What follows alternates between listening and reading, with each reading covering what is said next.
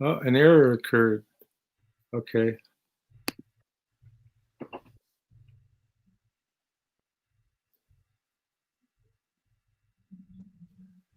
Hello, welcome back.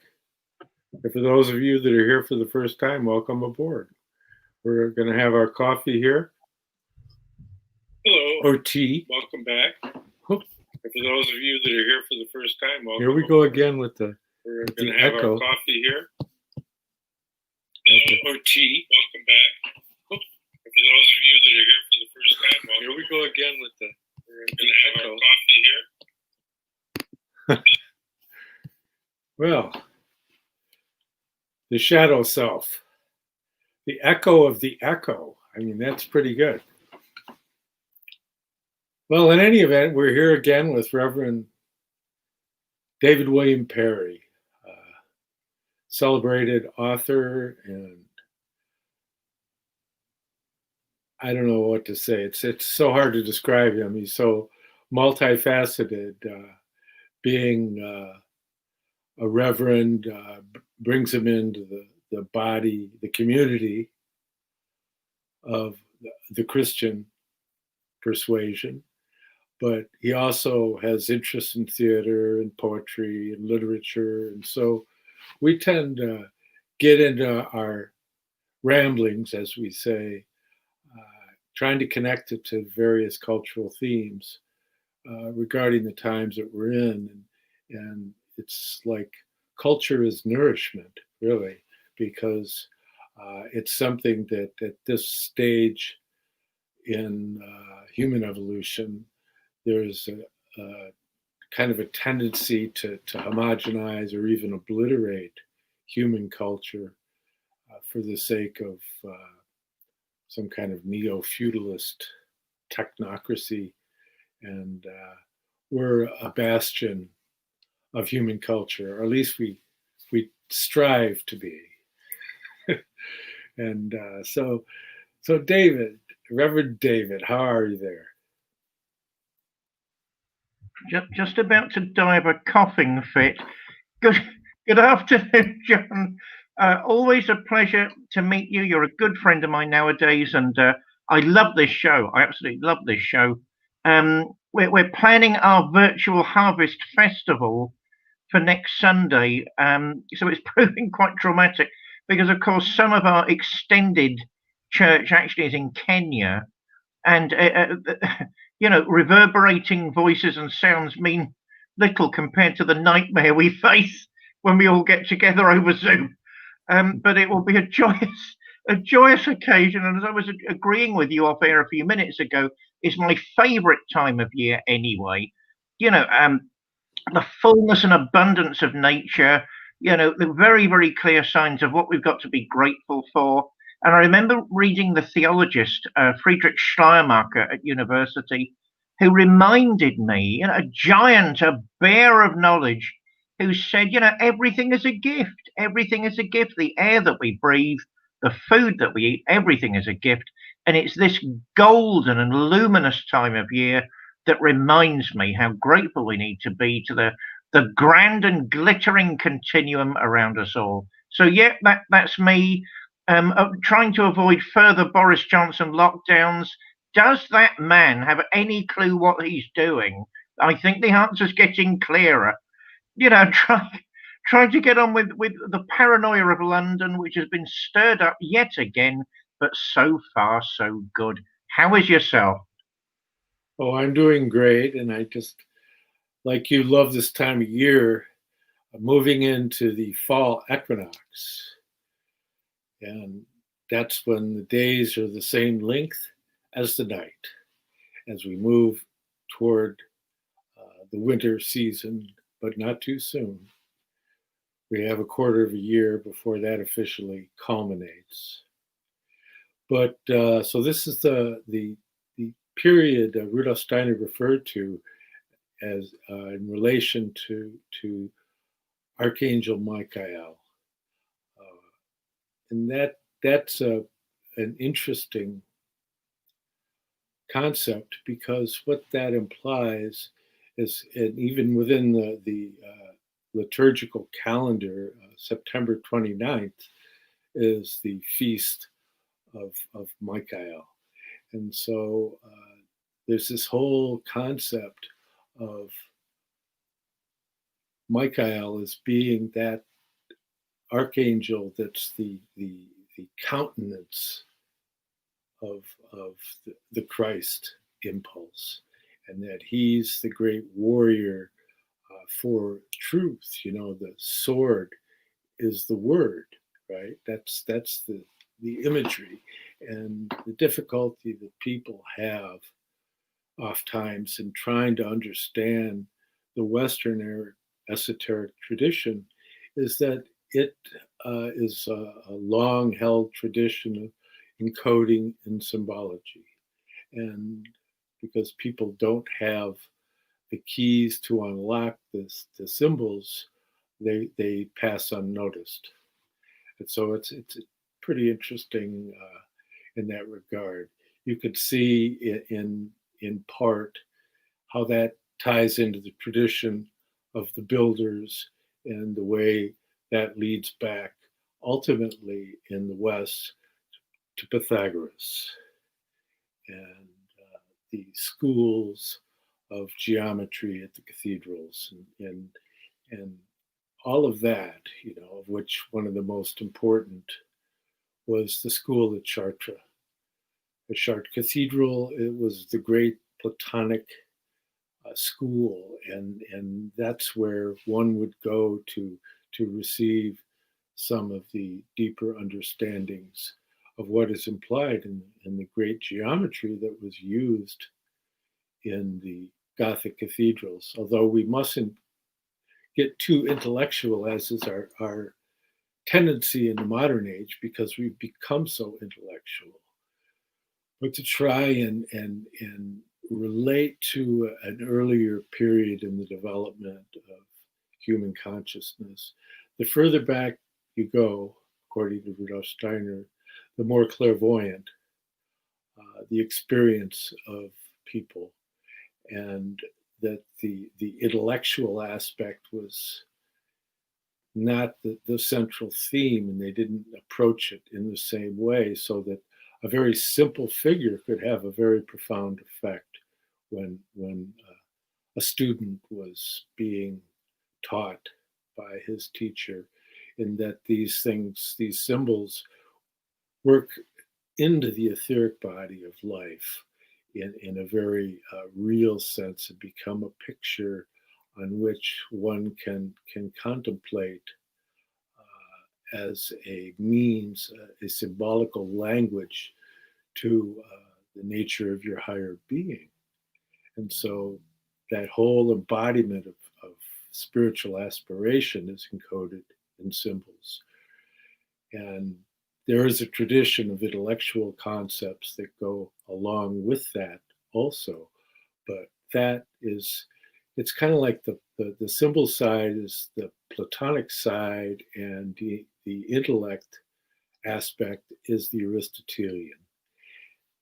And you'll find that all the basic fundamental thought structures that people work with today on a daily basis were represented in the commentaries that were written by Thomas Aquinas, who was the one who kind of brought into the canon of the intellect the understanding of the Aristotelian language, the language of analysis, as opposed to the symbolical Platonic language.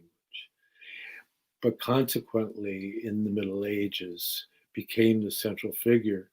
But his second most referenced work in his Summa Theologica, or Summa Theologium, is the works of Dionysius, the Areopagite, of whom we've made reference on many occasions here, who wrote the fundamental works on understanding the angelical hierarchies. It's sort of in a sense, the Christian Kabbalah.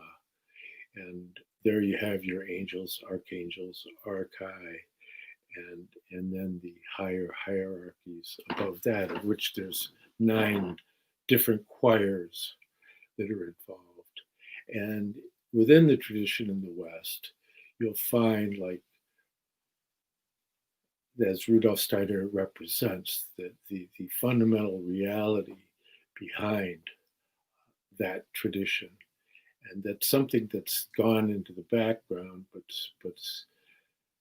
since 1879, in the fall of 1879, has gone through a kind of a rebirth, in that he makes reference to a great war in heaven that happened from the 1840s until 1879, and the after effects can be seen in the tremendous conflicts in the early part of the 20th century that he predicted would come about, because when the war in heaven occurred, the adversaries were pushed down, so to speak, and now they're trying to inhabit the thought structures of human beings in as a replacement for the true ego of which we've received through the agency of the Christ mysteries of the Trinity, the Word made flesh. And so it's a very profound struggle that went on, and he gets into a much more developed presentation of it in Occult Movement in the 19th Century's a lecture cycle. But I don't want to go on and on, because I have the pleasure of having Reverend David here. But I think that at this time of year, what we can do is allow ourselves to understand what is the nature of freedom.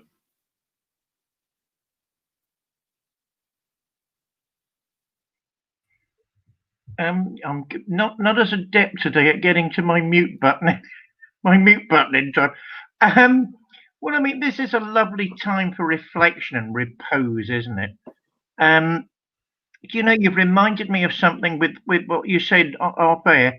My nickname at school, secondary school, was Friar Tuck. I'm very proud of that one. So I transmuted from Friar Tuck at school to the heretic at university. I think there's a continuum there, actually. There's a hidden continuum in all of that. Oh no, what a lovely time of year. I mean, with due respect to the Pilgrim Fathers, who actually I admire very deeply. I'm not a Puritan. It's not the calling for everybody, and I'm not saying no one should do it, but I think it's a particular charism. It's not really meant for everyone. The Holy Spirit gives us a number of ways to approach Christ, and therefore we mustn't continually legislate for each other how, and every single dot and tittle that we've got to do. So I love this time of year. I love All Souls, the prayers for our ancestors. In fact, Valentine's Hall, my own little church group, is reopening on All Souls in November, so that's quite a challenge under the present regimen of the Johnson government. I've got to admit it, I even love Halloween. I love jack-o'-lanterns. I love apple bobbing. I love kids, even the annoying kids of Clapham. Please make a better go of your costumes. Just coming to the door and saying you're a monster isn't good enough. You won't get a treat. I'm sorry. Put some effort into it. We had a group of vampires a couple of years ago who must have been about 5 to 6 years old. And they were such pathetic vampires. I instantly gave them all some money just to go away and said, look, you've got to work harder at these costumes. I'm sorry. But, so I love all of it. I love absolutely all of it.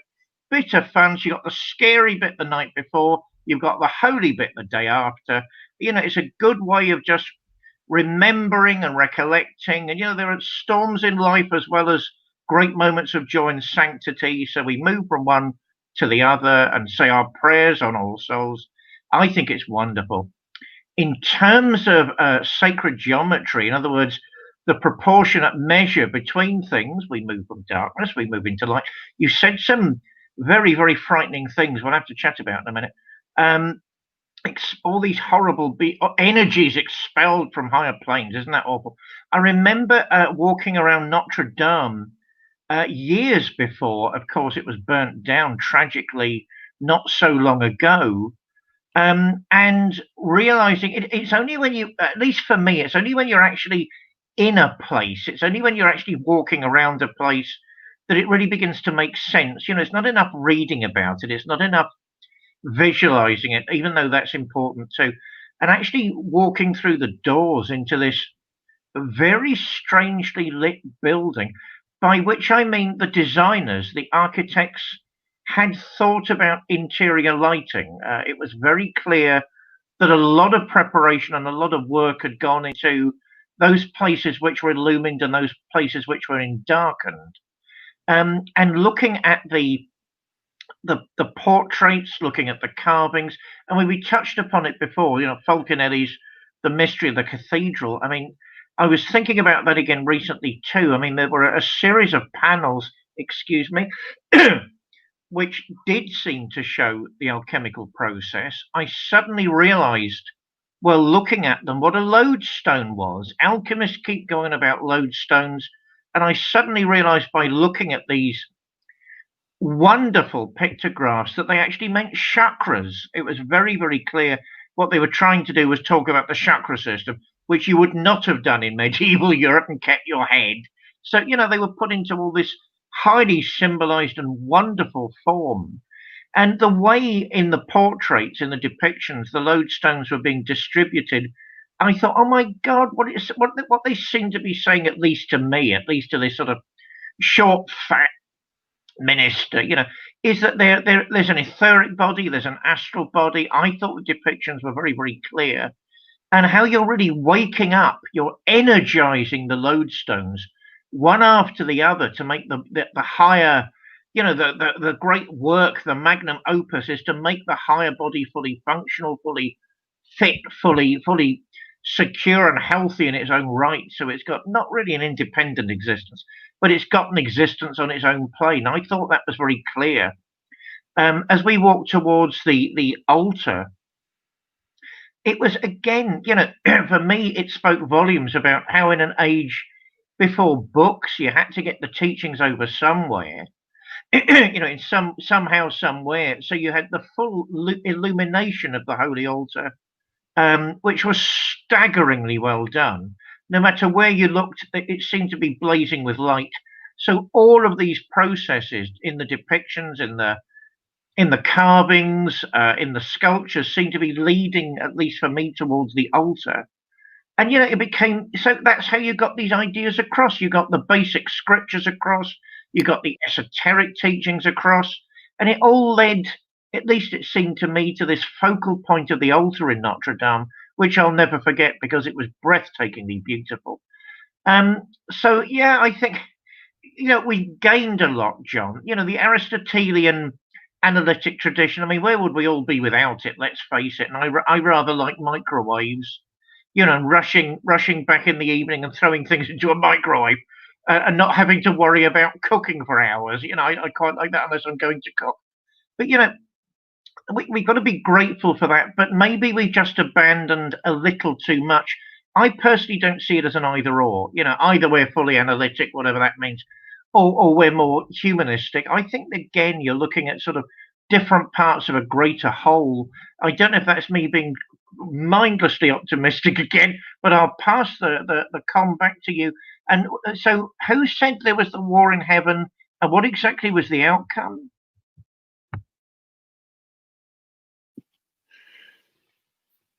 Yes, and you can't forget Falconelli's second book, The Dwellings of the Philosophers, where he elaborates further on his alchemical themes as expressed through that Gothic stream. But again, and I keep making the point, is that you have to look at the Gothic impulse within the context of the Knights Templar, the true Knights Templar. And it's even if only understanding that they existed during the same period. As once the demise of the Templars came, they stopped making Gothic architecture.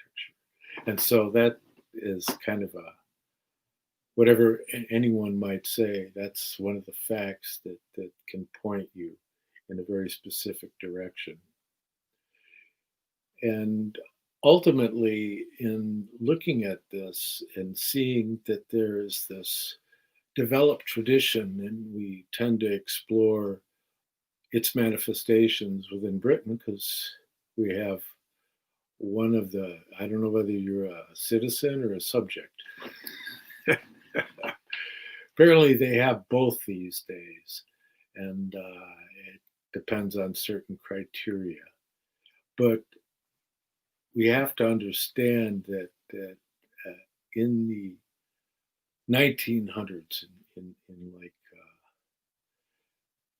were developed out of many important events that happened in the 1800s, and there was a culmination of materialism that happened that Rudolf Steiner talks about, and that there were two basic groups of occultists, and specifically it's clear he's talking about in Britain, and that they were trying to figure out what to do with this materialistic tendency. And there were two groups. There was the group on the right and on the left. The right, we could say, didn't want to release the teachings that they had outside of their secret association, whereas those on the left, as they are described by C.G. Harrison, those on the left were the ones that wanted to start releasing some of the teachings that have been held within the brotherhoods.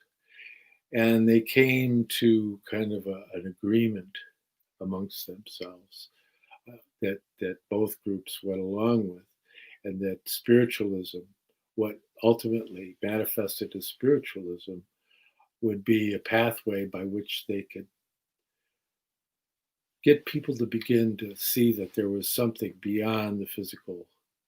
And later they realized that that was a mistake, because all kinds of falsehoods ended up coming as a result and obscuring the genuine manifestations of that. But it was very, very widespread. I mean, you can go into the early part of the 1800s and look at, for example, a group called the Mercury. And it was a group that was centered around Bulwer-Lytton, Lord Bulwer-Lytton.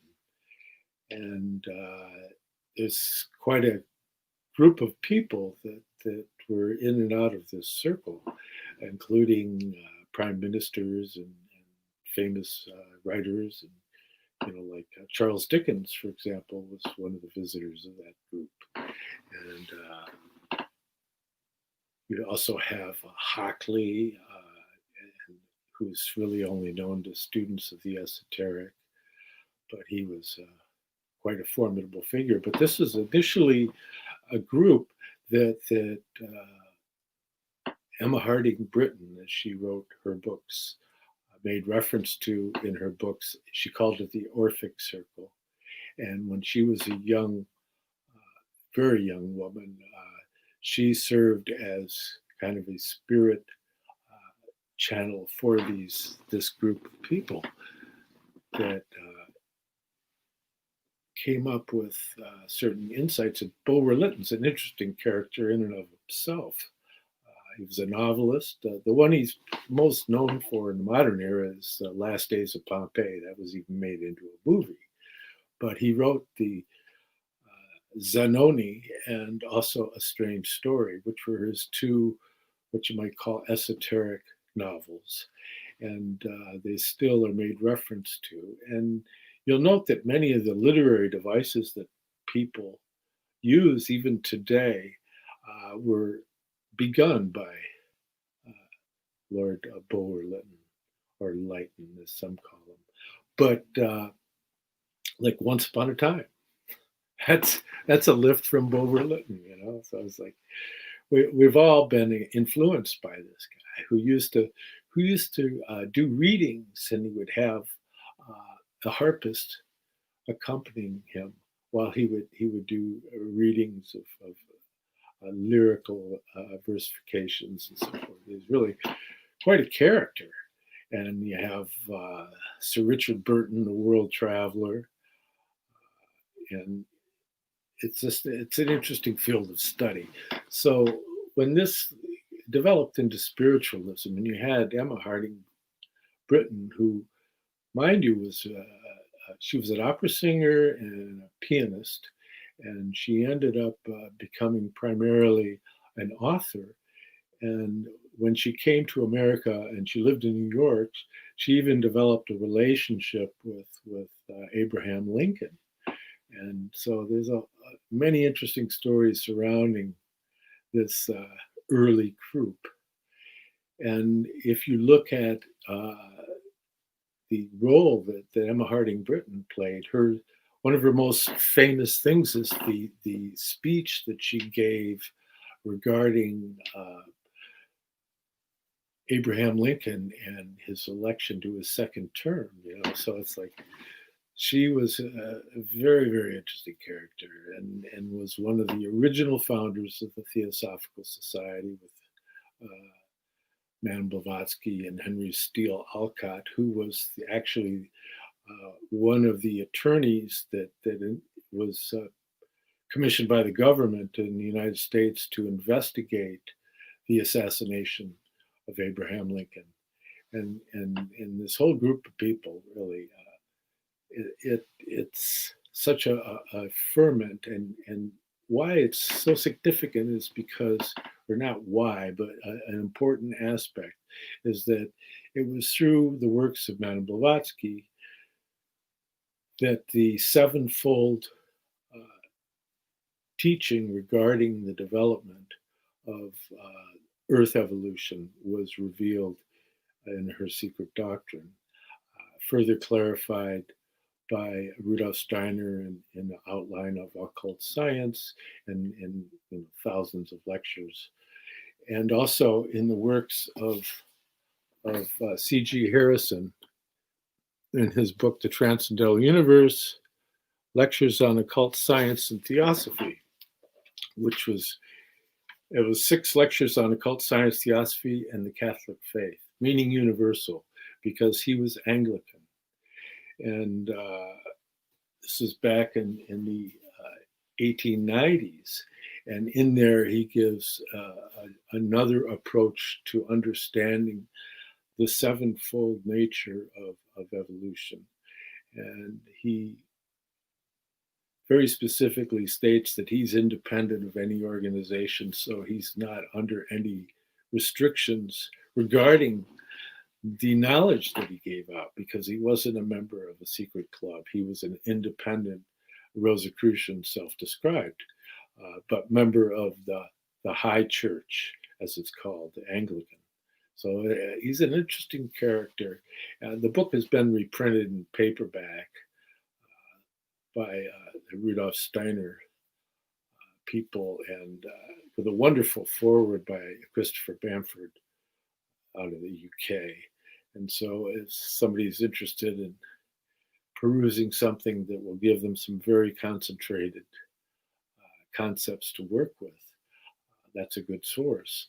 But so there's only 3 primary sources for that tradition in writing in the West.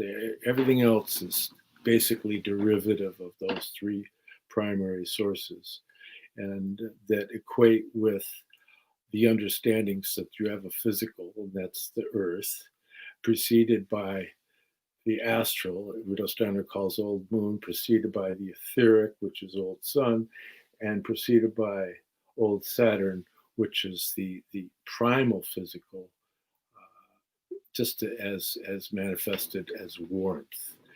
And so I'll just give you some of those seed concepts to work with. I don't want to get too technical here because we have so many people from so many backgrounds, but it's something that you can carry with you. You could bring into mind the idea of the triangle and the Trinity, the Father being the eternal fragrance, the Son being the manifest word and light, and the Holy Spirit being the actual manifestation, the sound, so that one of its high manifestations is the Pythagorean music of the spheres. And so that's three concepts you can use meditatively to kind of help build a bridge into understanding these things. I've just been told off during my coughing fit. Yes, I do know who wins the ultimate war in heaven. You know, I suppose my question was that the ultimate war or not? Because I get fuzzy on those things. Orientation. You know, this is a wonderful time of year because it orientates us. I think to be human is to be oriented. To be oriented means you've got balance, you've got an insight, you've got a stability that people need to keep their feet on the ground and their head above the stars. So that's what this time of year, I suppose, gives me. I'm saying that because it links in with citizens and subjects. We're all told we're citizens, but I still feel like a subject of the monarch. I mean, if I think, you know, do I have constitutional rights? No, I don't. So, right, that's a subject then. That's a subject.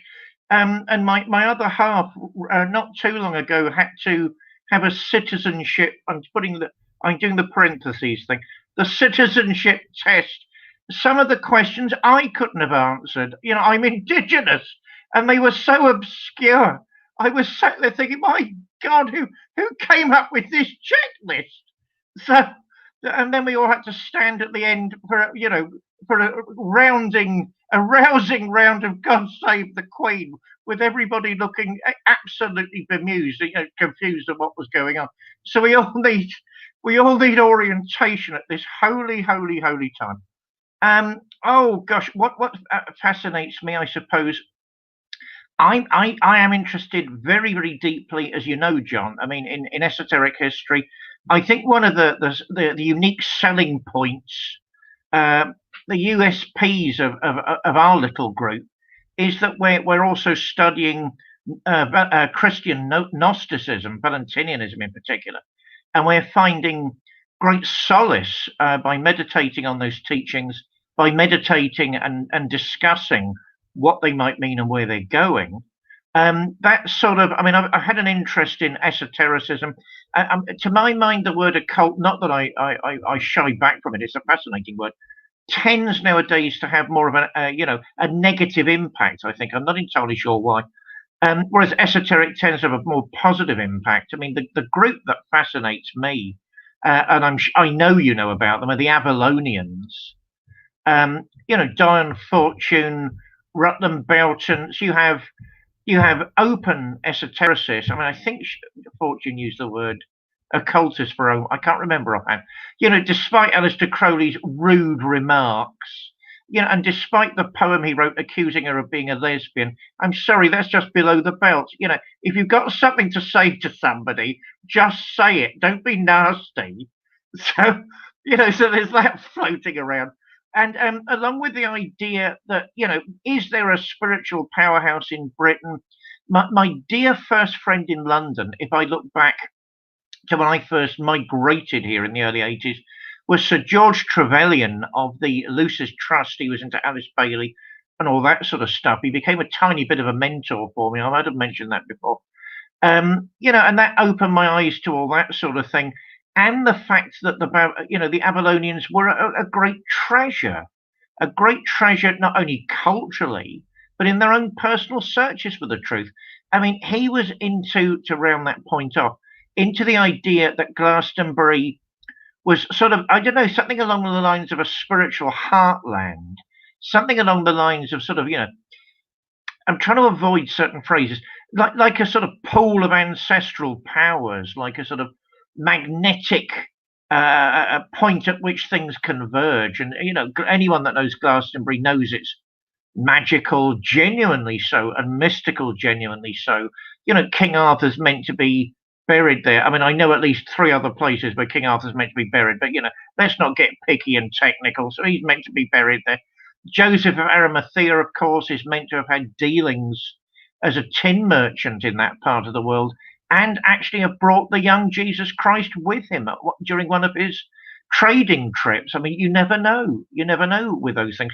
And of course, in William Blake's, in the hymn Jerusalem, when William Blake writes, "Did those feet in ancient times walk upon England's mountains green?" Of course, he's referring to Jesus Christ himself, and an extraordinary thought. I mean, certainly, I don't know. I mean, I got the impression, and you know a lot more about this than me, that the occultists of that period were sort of struggling with each other as opposed to trying to work out what the best form of mission was. And I don't know, I've always been more on the side, I think, of the Avalonians, because I could see what they were doing. I could see the immense cultural influence that they've had. And I rather like the idea of redeveloping Glastonbury as a spiritual cultural centre. I mean, certainly one of the loose projects I'm involved with is called the New Avalonians, where we're trying to go back to those ideas and revisit them and see if we can do anything about them. Nowadays, the expense proves to be quite an overarching thing. But you know, maybe it should and could. Maybe it should become the British Bayreuth. Why should Germany and Wagner have all the fun? Maybe we need a centre of Arthurian mysteries and opera. Wouldn't that be great? Hey, the tourists would love it as well. So you're looking at a win-win situation, and I can punts about talking about all these wonderful things from the past and give readings from Don Fortune in the town hall. But you know, those are things I think we do need to revisit. And to speak seriously for just one moment, Glastonbury is this sort of immense treasure which does need to be visited at times of year like this. Orientation, repose, charging our batteries, you know, and getting ready for the great sleep of winter before we arise with new life and energy and vitality in the spring. We all need those organic spiritual mysteries back in our lives. I'll try and fiddle around with the desk in front of me to find the book, The Avalonians, to wave at the camera while I pass back to you, my friend.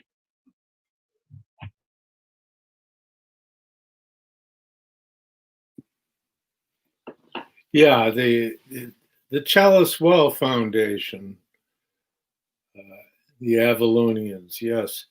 Well, yeah, when you get to talking about Glastonbury, it's quite involved subject in British culture, and when you start thinking about Dion Fortune, who was a member of Golden Dawn, and then you get into like Wesley Tudor Pole, who was really the one who was the central figure in making Glastonbury a kind of a sacred site, or recognizing its sacred character. Of course, there was a book that was written by a woman about the Glastonbury Zodiac, which, although it generated a lot of interest, it's hard to substantiate what the claims that she made, and probably more on an archetypal level. I mean, like, for example, at what Winchester, is that Winchester, where they have the Arthurian zodiac in wood up on the wall there, so that there is that whole zodiacal spatial mystery. And if you carry that back within the Celtic indigenous, if you can call anybody in British Isles indigenous, but the early impulse, the Druidic mystery that's implied by Stonehenge and other circles of standing stones and all of that, it's definitely a zodiacal or cosmic mystery, and through analysis has been determined that they were able to use them as sight lines for determining cycles of the moon and various cosmic cycles. So it's a profound understanding that these primitive stones could be so mathematically exact. And then you have Watkins' work on the old straight track, as he called it, which is now known as ley lines between certain centers that are considered to be centers of power and all that. So there is this whole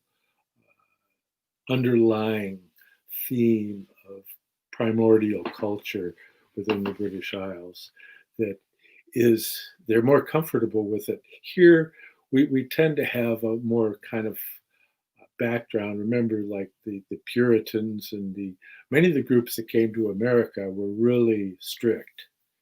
And many of what we would today describe as fundamentalist, and no graven images and all this kind of background. And then you have Quakers, and so you have a lot of these denominations that came to America that were dissenting ministers, and so you have your Methodists and your Baptists and your Anabaptists and your Quakers and all these different people that the Brits said, okay, fine, why don't you go do that over there? And so that's who came to America. And so you have a strong bent towards that here. They don't have the same relation to the earlier pre-Christian understandings of Britain. But in getting into Glastonbury, you also have that idea of chalice well, and that there is this tradition that there was a relationship to the legends of Joseph of Arimathea. And Joseph of Arimathea, he was interesting because according to the tradition, he was a tin trader, a Phoenician tin trader, right? And where would you get tin? Well, you would go to the British Isles. That's where they know that there are really archaic tin mines in Wales and on the western coast of Britain. And so it makes sense. And I think that people have to realize that there was more commerce going on in the ancient world than people would tend to acknowledge, because they seem to have like kind of a historical understanding that's based largely on Hollywood, I guess. But you can look and you can see the maps of the ancient sea kings by what's his name, Charles Hopgood, and he talks about the maps of Puri that showed the North American continent and also Antarctica even. So it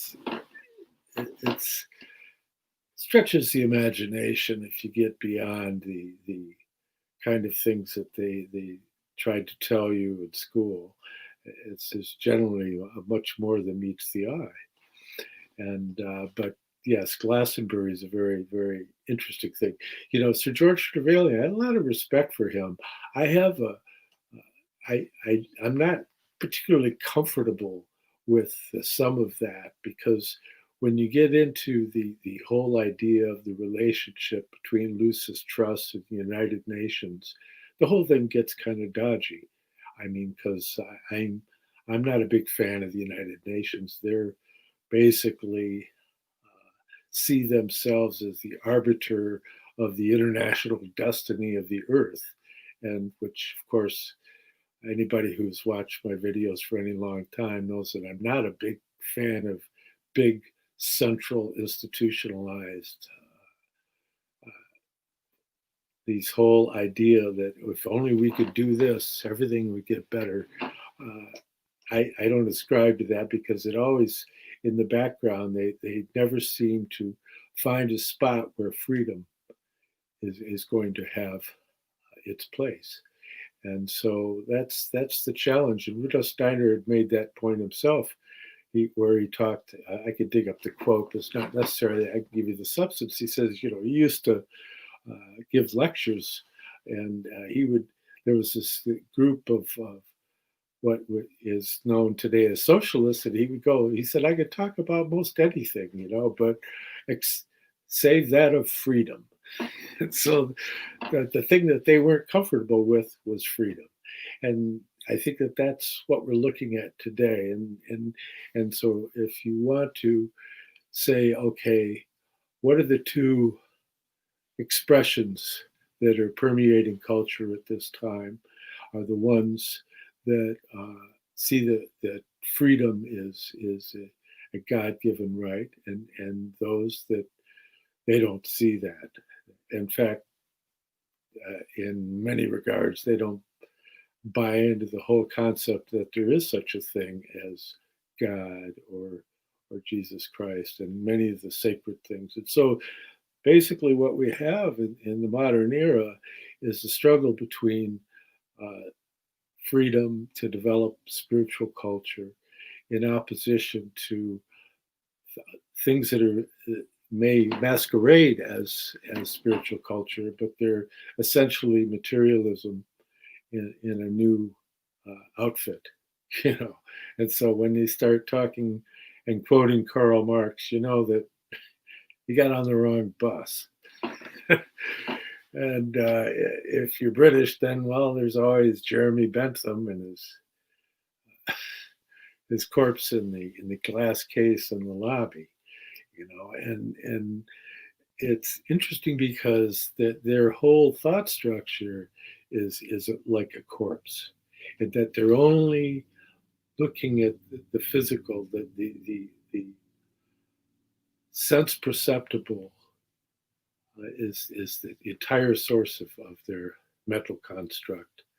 And because of that cast of mind, it tends to resolve itself in conflict, because the answer to the true manifestation of what's described in the Gospel of John, God is love, that in order for that to be a reality, it implies the spiritual world. And one of the things, by the way, that's mentioned most frequently in the Bible is the encounters with the supersensible, angels showing up and giving messages, burning bushes that aren't consumed, all these kind of things that for a materialist would say, oh, that's just, nursery rhymes. And okay, they can go do that. And meanwhile, there's many out there that realize that there's a supersensible reality as the backdrop and the source of the world in which we live, and that we shouldn't get too identified with this brother donkey, as St. Francis called it, the physical nature and the filters that are built into the physical body that can prevent one from developing your direct relationship with these spiritual impulses. But Joseph of Arimathea is a good place to start, I think.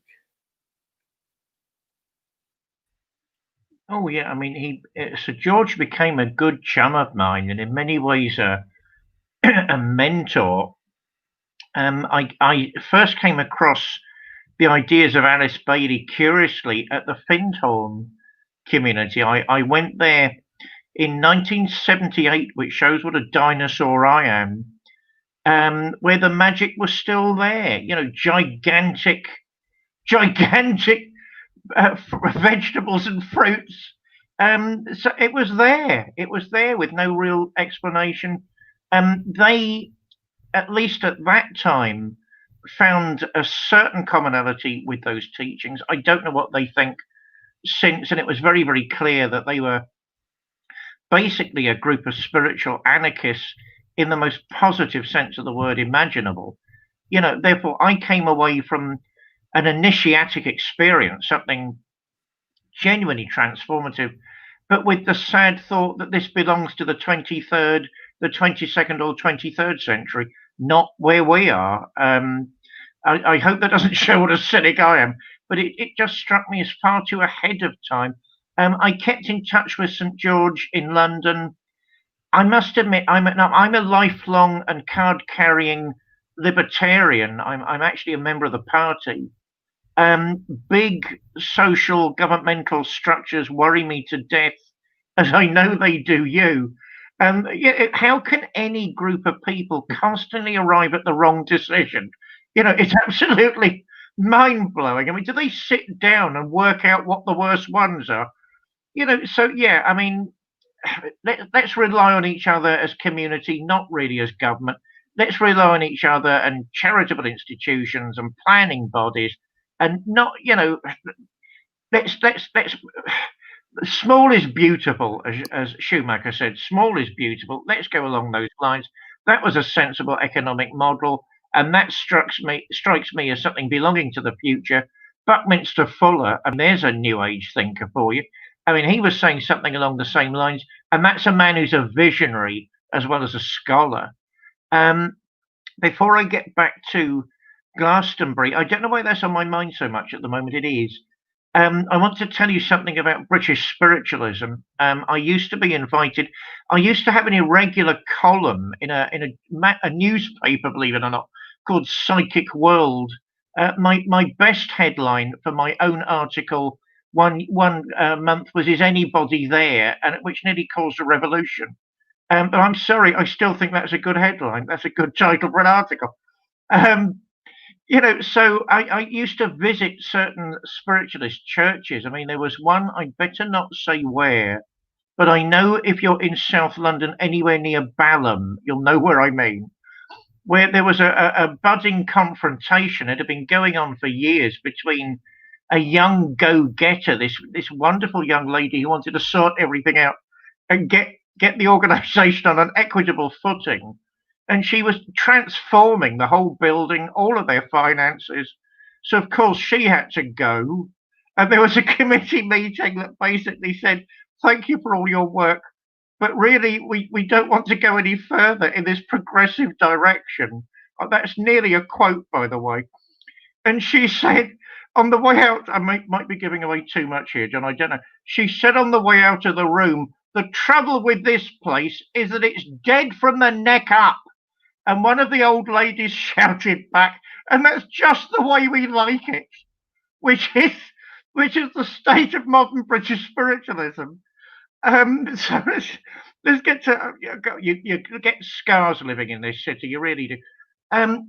Glastonbury and Joseph of Arimathea. I think you're looking at something deeply initiatory in those stories. I mean, I sort of loosely knew the lady. I'm struggling to find her name. Who wrote the Glastonbury Zodiac, and there was another wonderful old lady I met years back that wrote a series of commentaries on the Glastonbury Zodiac. I mean, they both would have said that the Arthurian cycle itself was actually astrological, astronomical, which got me thinking very deeply, my God, is that true? And actually, they're the explanations of the mystery surrounding Glastonbury. Certainly, I got that hint curiously when I was a novel I've read many times when I was first reading A Glastonbury Romance by John Cooper Powys, Je suis John Cooper Powys, a remarkable novel talking about the physical side of Glastonbury and the interpenetration of the archetypal significance of Glastonbury, which is something I still say you can't miss if you go there. There's something, there are certain places on the earth that are given to the spirit, that are given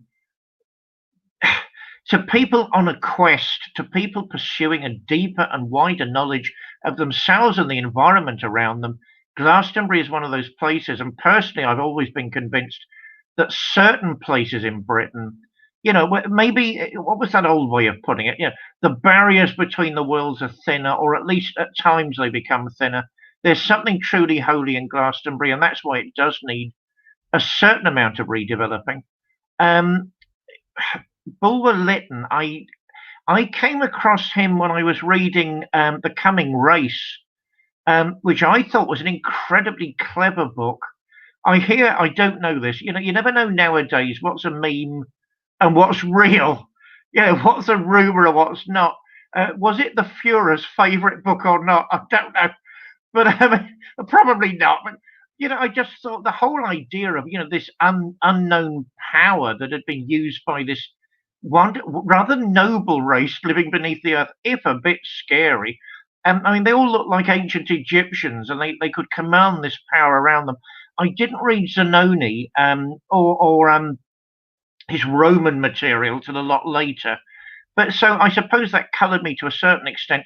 It took me years to work out that the protagonist in The Coming Race is actually in a trance. He's in a trance-like state every time he encounters the race beneath the earth, the Vrilliar. I don't know what that means, but that strikes me too as something directly magical. And is any of this meant to be taken on a gross, crass, physical sense? I mean, those things, we're surrounded by the physical world, but we're not simply the physical world. So over to you, John. A bit of feedback there. But as I say, for me, the Glastonbury mysteries need reenacting. And it's one of the things I'm talking about with a few friends to maybe initiate literally over the next couple of years. So we can revive this wonderful opening portal. We can access higher consciousness and higher energies through that route. By the way, point taken. I don't believe there's anybody indigenous in Britain, or we're all indigenous, depending how you look at it.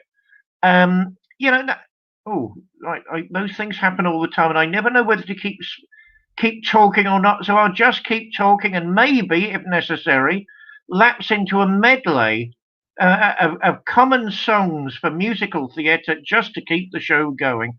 So I'm hoping people are there. Well, I'm desperately trying to think of how to get John back, because I don't know if it's my fault or my thinking all this or not. Let me think. The Glastonbury Romance is a wonderful novel written by the author John Cooper Powys. It comes up in my own recent book, Mount Athos Inside Me. There's a whole section in one of the essays. It's divided into essay form, where I discuss the book and the fact it's meant to be an initiatic journey in itself. I mean, there's a struggle going on between different members of the town, different residents of the town.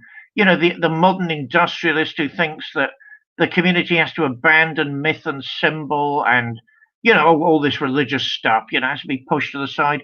And visionaries who are trying to recapture its mystical past, which they feel will be the only way to revive the fortunes, the fate, and the sanity of that community, of those areas.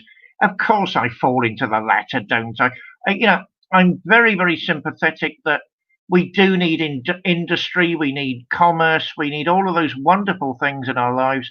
But at the same time, they're not the only things. We need to remember those qualities and attributes which make us fully human. We need to remember the soul, we need to remember the spirit, and we need to remember the sophistication of those inner realities. We need to remember, I hope John is listening to this and is just about to come back. We need to remember all of those, what was it Richard Rudgley said, a good friend of mine, the technologies of the internal, an idea we talked about a lot in the past. And the fact that there are different organs in the inner bodies, there are perceptions in the inner bodies. We have inner eyes, we have inner tongues, we have all sorts of things that genuinely need revival. Gosh, what do I do? Are you there, John? Are you coming back, or is it turning into a one-man show? Speaking of which, I'm putting on a one-man show. Yeah, oh, thank God. I'll just finish that point. I'm putting on a one-man show next year, starring myself, which will be based on the epic Beowulf. Now, I'll get my breath back and hand over to you, John. Well, good. I have no idea what you said. I had to shut down the computer and reboot it. I don't know what happened. But it gives me an opportunity to share your books. Mount Athos Inside Me, Essays on Religion, Swedenborg and the Arts by David William Parry. Reverend David. his book of poetry, Caliban's Redemption, and A Grammar of Witchcraft. And I reiterate, it's not a book on witchcraft, it's a Shakespearean study. And those are available on Amazon. And I have my books, the Arcana of the Grail Angel, the Spiritual Science of the Holy Blood and of the Holy Grail, a study developed out of the work of Rudolf Steiner, the underground stream of esoteric Christianity, which flowed from the Brotherhood of the Holy Grail to the Order of Knights Templar and the True Rosicrucians,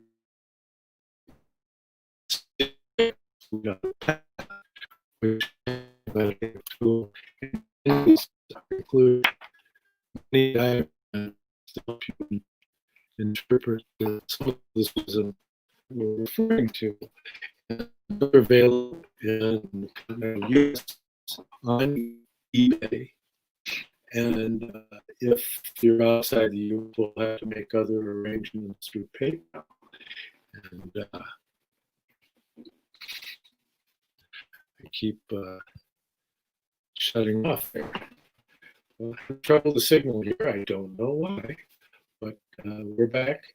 And if anybody's still here, we're into our first hour. We've got some time left. So, David, thinking, I keep disappearing for myself. I don't know if I'm disappearing for anybody else. But so, David, in getting into the whole idea of contextualizing culture, I think is an important way to look at what all of these archetypes are, and getting into the zodiacal archetypes and trying to meditate, so to speak, or contemplate the Arthurian lore within the context of expressing archetypes, I think is a very realistic approach to the import.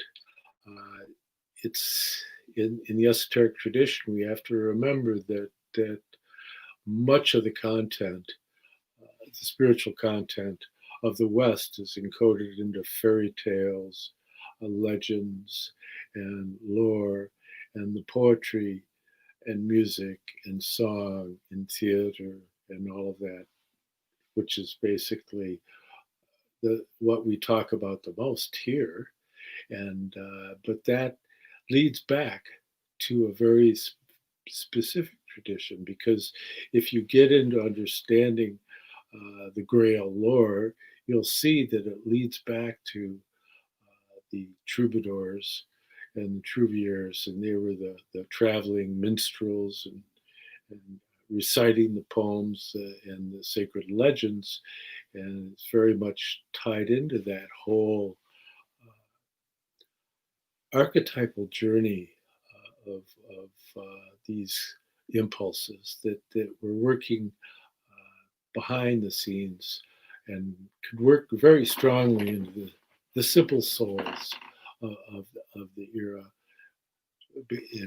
Many of the people involved in this, you see that you have this festival of the fall, which is a harvest time. This is going back to what the first things you were saying was, this is the harvest time. This is the time in which we can be grateful. And here in the US, we have our Thanksgiving. So it's the whole idea of being thankful for the offerings that were received through the gift of the bounty of nature and all of that, the whole cornucopia concept. And so that's a beautiful thing. And you talk about Findhorn. Yes, I knew numerous people from Findhorn that personally, Peter Caddy and Dorothy McLean. She was a remarkable individual, and her clairvoyant abilities, and of course David Spangler, and he's an interesting individual we brought in very many times, and there are certain individuals where I've had simultaneous clairvoyant experiences with. Douglas Gabriel from American Intelligence Media is one of them, and David Spangler's another. And so that I have a very friendly relationship with them. But I've noticed, though, that there are people that are speaking on behalf of the Findhorn impulse that yet have bought into this whole idea that global warming and the carbon footprint thing and all that, which to me is fake science. And I know we're not allowed to think those thoughts, but Lord Monckton disproved the math on that one quite a while ago, a few years back. And so for me, I'd love to talk to some of those people because I had such a wonderful past with them. And Milenko Matanovic, he's living out in the West Coast of America. Dorothy McLean passed away in the last few years, which is sorry, but I'm sure she's happy. What a wholesome soul she was. So many times things are well intended, but they don't always lead to the ideal result. And I mean, you go back to the old quote, power corrupts, absolute power corrupts absolutely. Great men are almost always bad men. And that is something that's been repeated so often, and what has to be kept in mind when people come up with these great systems of governance and all this ideological language, they don't take into account human nature, and that the failing of systems, overarching systems, is failure of people to be able to come from that place of goodness that we describe as God is love, right? And so it's the downfall of that kind of utopian view is selfishness, and we're still at the stage to where that's too much of a feature of our inherent temperaments, that we're not ready for some of the things. And I agree with you. They have more to do with things that are about the future than what's currently going on. You know, we're not there yet. We're not as idealistic in our own core, so that it just becomes a hotbed of opportunism and you know, where's Hunter? You know, it's like, but I so much enjoy these conversations. I'm trying to think of how I could lead you along the path, because I know you have so much going for you, and I have to pull it out of you. You know, your jocular Friar Tuck personage is really appreciated over here in the colonies. But I think that at this point, what we have to do is bring to mind that whole idea of communion. That fall is a festival of communion, and I try to. I don't always accomplish it, but I always try to remember to say grace before a meal. You know, that connects that meal with your spiritual aspirations. It becomes something, one of the few things that Jesus Christ asked us to do. Do this in memory of me. And so it's this whole idea of remembrance, and to be able to live with a consciousness that you're striving towards a universally human goal that's not just tied into some kind of racial or nation or tribe, family, that it's bigger than that it's a universally human striving, but that we're not ready to drop down all our borders and just kind of totally work it out smoothly. So we have to be careful of these overarching systems, because they just end up being systems of control. And we've had enough of that already. In fact, I haven't had a chance to research it, but I heard that Barbados is departed from the Commonwealth. Is that true? Oh, I hope so. Oh, I don't know, John. You know, there are wars and there are rumours of wars. I mean, if only the Commonwealth was what it said it was, a Commonwealth. You know, great idea. What a great shame it never actually worked out in practice. You know, when I was one of the directors for Art at the People's Voice, I think I've mentioned that before. You know, David Icke's, though it wasn't just his. You know, the first global TV channel, which was a brilliant idea. You know, you'd hear all sorts of gossip and nonsense, but it did make me aware of certain home truths, like the Commonwealth has nothing in common. Oh no, you know, good luck to them. Good luck to them. Let's pray for them, and if they decide to do that, and this businesswoman masquerading as a monarch, you know, if they've had enough of her, okay. Personally, I'm hoping that this is the last monarch, but I wouldn't I, as a libertarian? I mean, she's a pro and she's very, very interesting, but let's face it, she's not a queen. The Queen Mother was the last proper queen. You know, not leaving London during the Blitz, pulling pints for poor people in East London. You know, doing exactly what she wanted to. If the government upset her, she'd go to bed for 2 weeks. That's when you're dealing with a monarch, you know, unlike this very professional businesswoman. So no, if that's what you want to do, my brothers and sisters in that tropical paradise, good for you. Invite me to be one of the privy councillors of your new democracy, and I'd be very, very happy indeed. Speaking of, I went to the Bahamas years back. No one can tell me that paradise doesn't exist. We flew over the Bermuda Triangle. There was a young American pilot called Egbert who a four-seater plane. Absolutely never again. The slightest gust of wind, and you're up there, you're over there, you're down somewhere else. Never, never, never. I like huge aeroplanes from now on. He saw me looking out the window, being a rather gullible tourist. You know, what was I looking for? Atlantis to rise out the sea, or, you know, the Bermuda Triangle to start doing some of its magic. He turned to me and said, Dave, you've got to be careful.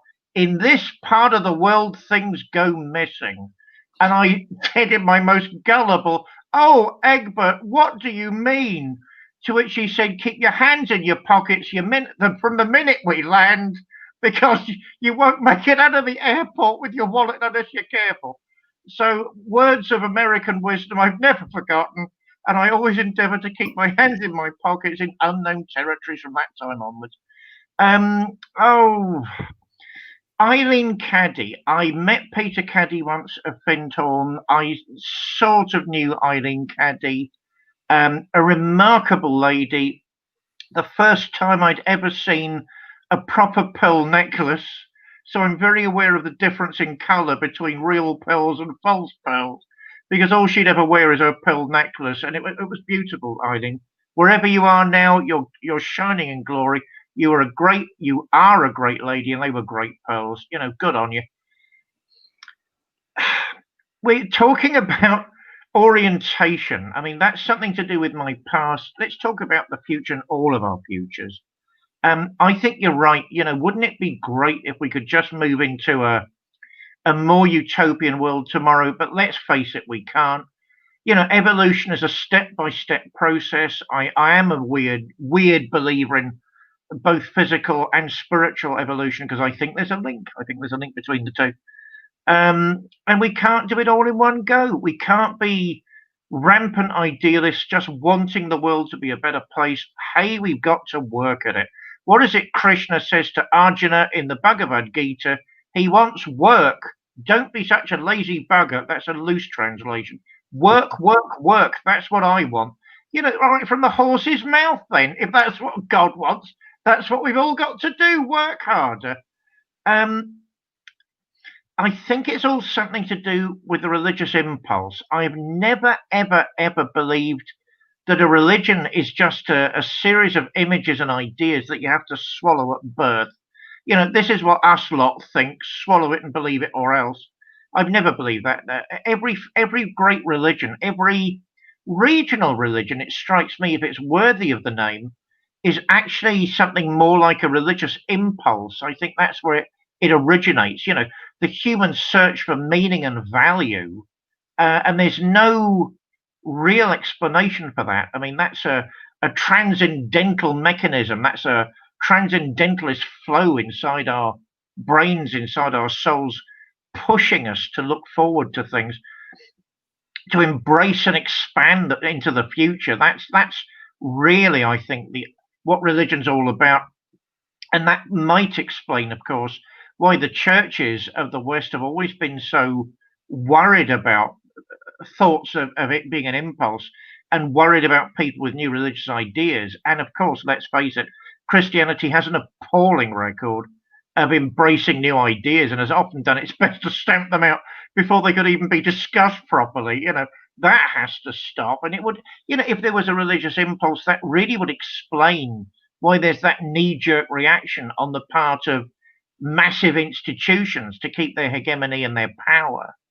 But you know, let's embrace the small is beautiful. Let's be happy taking steps into ever greater senses of grace one by one. Well, let's enjoy the journey to sanctification.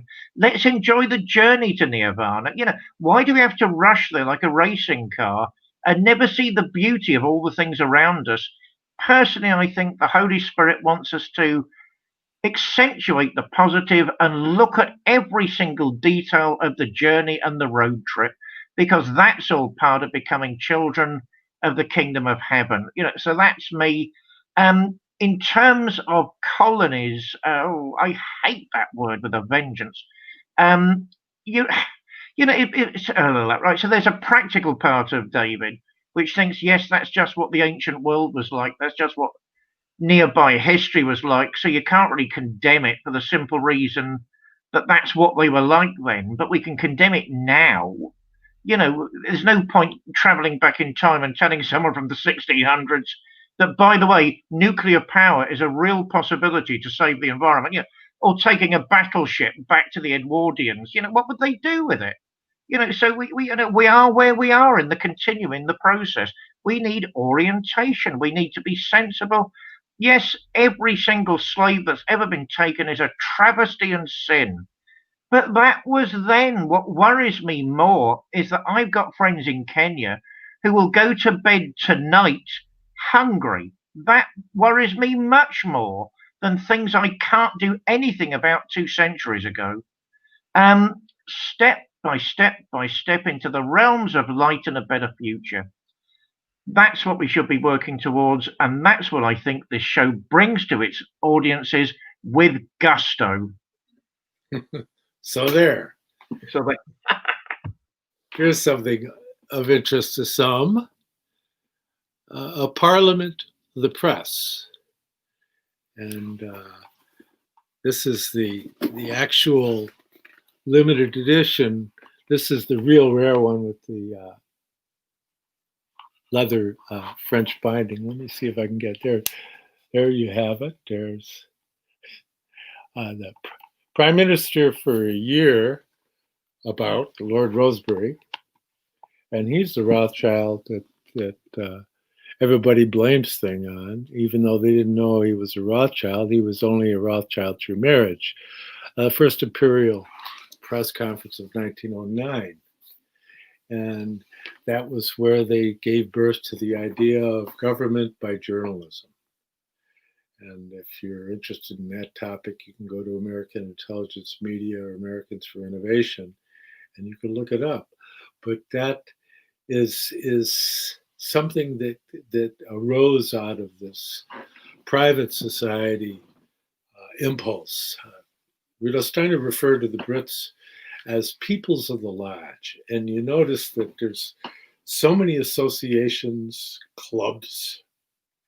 There's in the Court of St. James, there's all these various private clubs that people belong to, and many of them have very sumptuous libraries in them. And you could sit there and just interact with members of the club.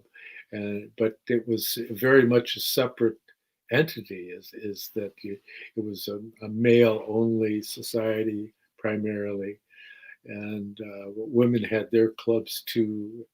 And so there's all this going on in Britain with this whole idea of peoples of the lodge, and a big development that arose out of that is the kind of the backbone of the impulses, the internationalism that arose out of the city of London, and there's certain proprietary knowledge really regarding being limeys, and therefore they were very much stronger than other navies that they encountered because they had limes on board ship, and so they didn't have a vitamin C deficiency. Their teeth weren't falling out like in the Spanish Armada because they had sufficient vitamin C. They didn't have a name for it. They just knew it was a good idea. They had a good idea about drinking quinine and squeeze a little lime and some quinine water, and that would protect you when you traveled in the tropics. And that's something that's still valid today. And at this time of the change of the seasons, it's good to fortify oneself with vitamin D3, vitamin C, zinc, and I had a glass of quinine last night with some zinc. And it's a good concept that we owe to part of the British Empire, and that was part of their knowledge. And people don't realize that, but it's a fascinating story. There's so many dimensions of it, and we're going to be exploring them from many different facets as the time goes by. But at this point, we're looking again at moving into the fall and the festival of Michaelmas, of Saint Michael, the archangel who drove the dragon down, and that's the image of Michael with the dragon, and he's holding back the dragon with that sword, the sword of truth, which is in a Grail sense the word. And so with that impulse, before we lose our signal again, I think that I might want to remind you that you can, if you feel like buying a cup of coffee, you can go to paypal.me/John Barnwell 888 or paypal.me/DPARRY 777. And you can buy us a cup of tea or a cup of coffee. You want to donate towards this, our endeavor. And also remind you of our books. David's are available on Amazon, and my books are available in the States on eBay. If you're outside, you can always contact me privately through my account that'll be listed below on the YouTube version of this podcast, and it's also on the Facebook version. The links are there for both of us. So I want to thank you all for coming on board and letting us explore some of the dimensions as we move into the fall season and the Feast of Michaelmas. So thank you very much, David.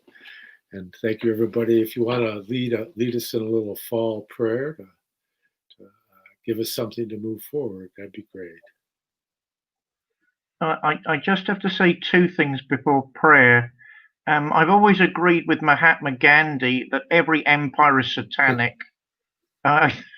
It's so difficult not to agree with that. And oh God, am I a limey? I love a bit of lime with gin and tonic. I love a bit of lime with gin and tonic. There we are. So, my dear friends, at this time of repose and recollection, at this golden time of nature when there's fire in the leaves of the trees and the very fields of our food sparkle with life, let's learn to treat each other with an ever greater humanity as we take steps through the winter into the spring of our hopes for the new year. May light and love be with you every step of the way, and wisdom guide your footfalls. Amen. Amen. Thank you so much, David.